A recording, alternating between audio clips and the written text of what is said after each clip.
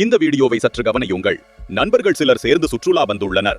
வந்த இடத்தில் ஆட்டம் பாட்டம் கொண்டாட்டமாக கொண்டாடுகின்றனர் என்று நினைத்தீர்களா? அப்படி நினைத்திருந்தால் அது தவறு. இவர்கள் இருப்பது சிறையில். என்ன சிறையா என்று நீங்கள் கேட்பது புரிகிறது. ஆம், காங்கிரஸ் ஆட்சி செய்யும் கர்நாடக மாநிலத்தில் உள்ள சிறைதான் இது.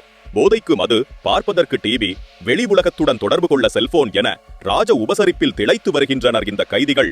இந்த சிறையில் அடைக்கப்பட்டுள்ள பயங்கரவாதி ஜுகாத் சகீல் மன்னா, பல பெண்களை பலாத்காரம் செய்து கொன்ற உமேஷ் ஷெட்டி, தங்கம் கடத்திய வழக்கில் கைதான நடிகை ரன்யா ராவ், காதலன் தருண் ஆகிய முக்கிய கைதிகள் மொபைல் போன் பயன்படுத்தும் வீடியோக்கள் சில நாட்களுக்கு முன் வெளியாகி பெரும் பரபரப்பை ஏற்படுத்தின.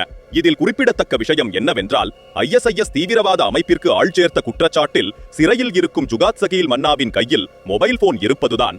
தேசத்திற்கு எதிரான கொடும் குற்றம் செய்து கைதாகி சிறையில் இருக்கும் இவனிடம் செல்போனை கொடுத்தால் சிறையில் இருந்தபடியே நாட்டுக்கு எதிரான சதிச்செயல்களில் ஈடுபட மாட்டானா என்ற கேள்விக்கு கர்நாடகத்தை ஆளும் காங்கிரஸ் அரசு பதில் சொல்ல வேண்டும் என்ற அழுத்தம் எழுந்துள்ளது. தீவிர கண்காணிப்பில் இருக்க வேண்டிய கைதி மாமியார் வீட்டிற்கு வந்த மருமகன் போல சகல வசதிகளுடன் வலம் வருவது அரசுக்கு தெரியுமா தெரியாதா? இந்த ஏற்பாடுகளை செய்து கொடுத்தது யார்? நாட்டின் பாதுகாப்பில் காங்கிரஸ் கட்சிக்கு பங்கு இல்லையா? காங்கிரஸ் கட்சியின் முதலமைச்சர் என்ன செய்து கொண்டிருக்கிறார்?